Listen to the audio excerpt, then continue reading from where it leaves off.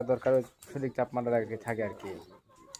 তো আমরা বাচ্চা বোর্ডিং করার পাশাপাশি আপনার যদি সাইডে যদি আপনারা বিকল্প হিসেবে এরকম যে আপনার আগুনটা যে জ্বলতেছে যে দেখতেছেন, এই আগুনটা যদি আপনারা এইভাবে যদি আপনার দৈনিক আপনাদের 2-3 ঘন্টা করে আগুনটা চালু করে রাখেন আর কি, 3-4 ঘন্টা এই তাপটা এরকম থাকে।